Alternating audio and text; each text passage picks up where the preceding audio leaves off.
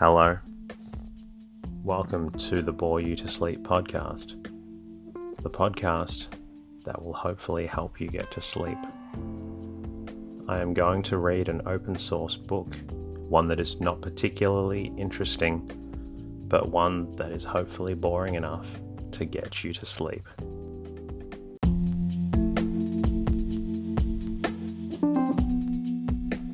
Tonight's readings are going to continue on from American big game hunting from the Boone and Crockett Club. This book talks about a lot of areas of interest of mine, but it's not riveting enough to keep you awake.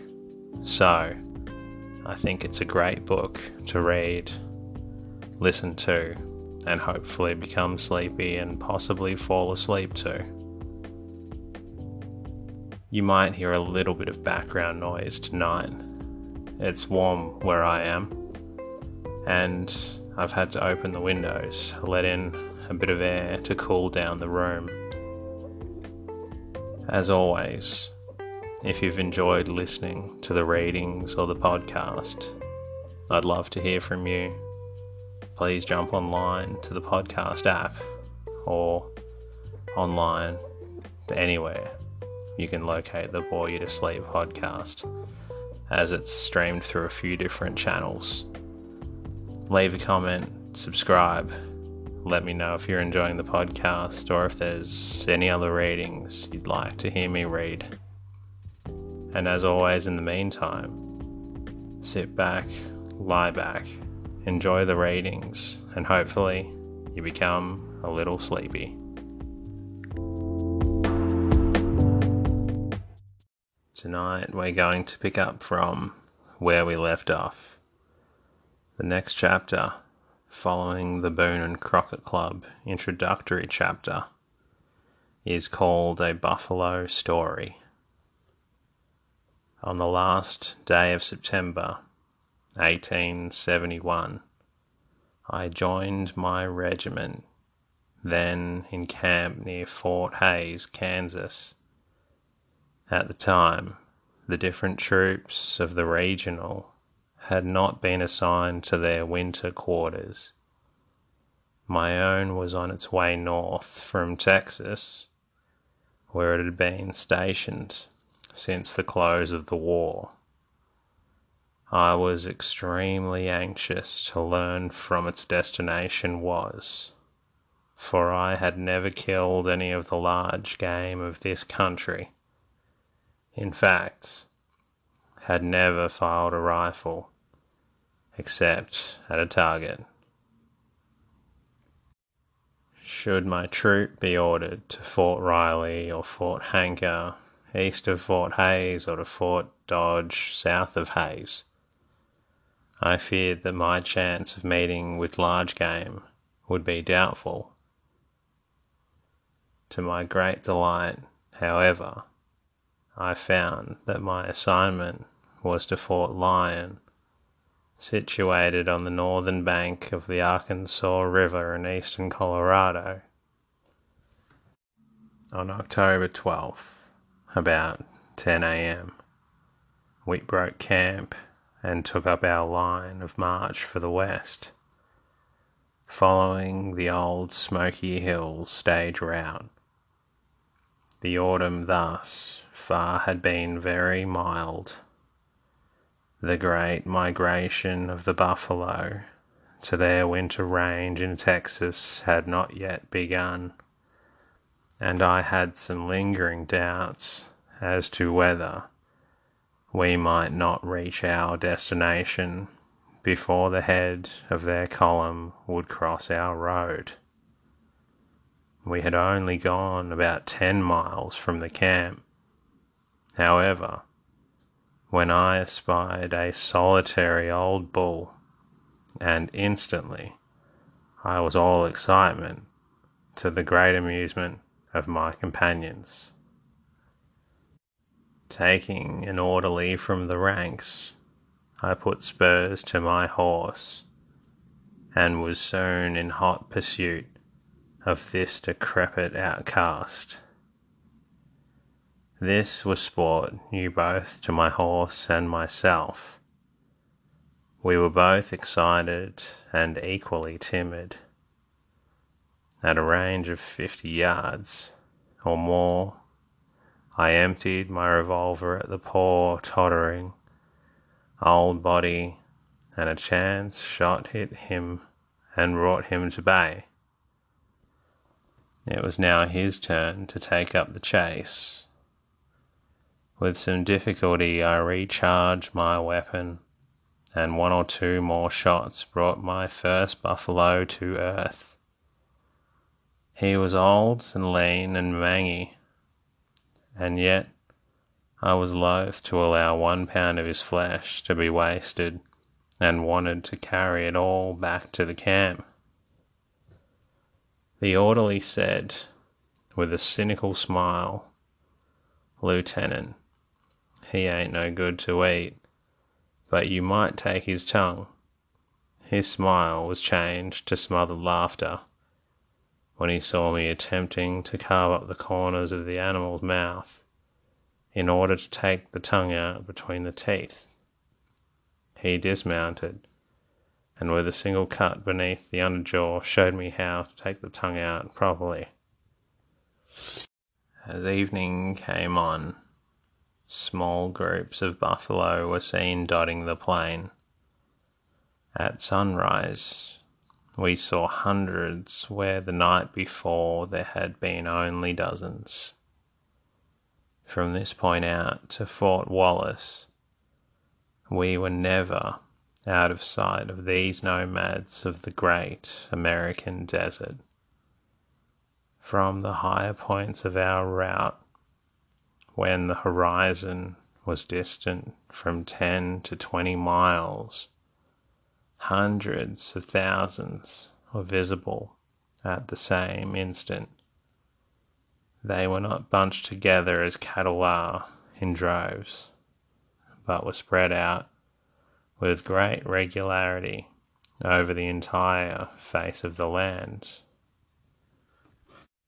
On the 3rd day of our march, a severe snowstorm set in, accompanied by a fierce north wind, a genuine norther.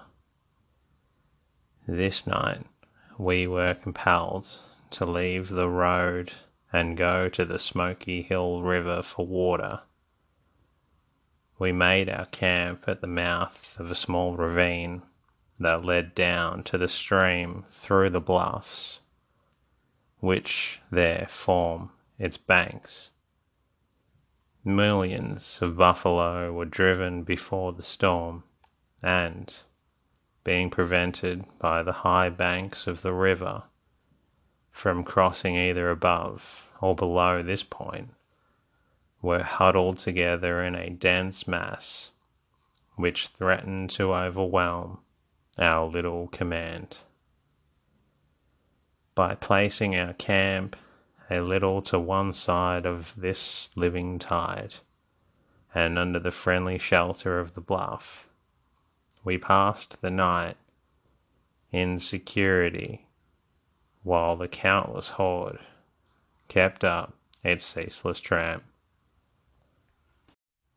For 6 days we continued our way through this enormous herd, during the last 3 of which it was in constant motion across our path.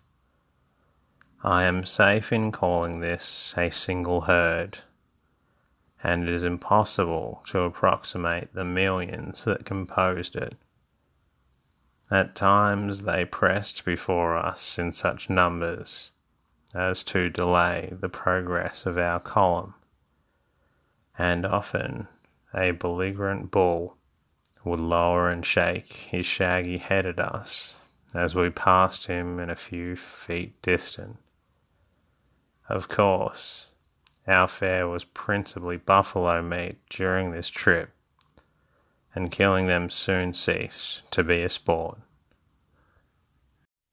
The next year, the winter of 72 and 73, this herd during its southward migration extended as far as Fort Lyon, or some 70 miles farther west than its route for previous years. It was probably driven to this course by the extension westward of settlements in Kansas and Nebraska. This was the last great migration of the southern herd of buffalo. Millions and millions were killed this season, and their hides were shipped east over the United Pacific, Kansas Pacific, and Atchison, Topeka, and Santa Fe railroads. And this leads me to the short story I have to tell. The winter had been especially severe. The entire country north of the Arkansas Valley was deeply covered with snow, while the valley itself was comparatively open. The quarters in which I lived faced the south. The yard in the rear of my house was enclosed by a board fence about 7 foot high, and a wide gate afforded means for entrance. One night in the late winter or early spring, the region was visited by one of those terrific storms for which this section is so justly celebrated. The wind blew with a violence such as I had never experienced. The air was filled with drifting snow, and the temperature was in the neighbourhood of 0. About the break of dawn, I was awakened by my servant, who said to me, "Lieutenant, the wind blew your back gate open last night, and a buffalo has come in and taken refuge under the shelter of the fence." It was only necessary for me to raise myself in bed and look out of the window, which was at its foot, to verify this fact. I directed that my gun and a few cartridges should be brought me, and while my servant held up the window, I, still lying in the bed, gave this solitary old bull a broadside at 50 yards range. At the salutation, he started out through the gate, and before I could reload, was out of sight behind the fence, so I rolled over to resume my morning's nap. 2 or 3 hours later, word was brought to me that I killed the buffalo, and that his body was lying about 200 yards back on the plain. I went out to him and took his tongue as my reward. Investigation showed that I had shot him through the lungs, and that he was able to go thus far before succumbing to his mortal wound. Poor miserable old tramp. He had evidently been driven out of the herd to die, having become a useless member of its society, and in killing him, I spared him a few days of further suffering, and scored a record of buffalo killing rarely or never paralleled. George S. Anderson. And that's the conclusion of tonight's readings from American Big Game Hunting. I hope you've enjoyed it, and I hope you're feeling a little sleepy. Thank you for listening, and look forward to reading for you soon.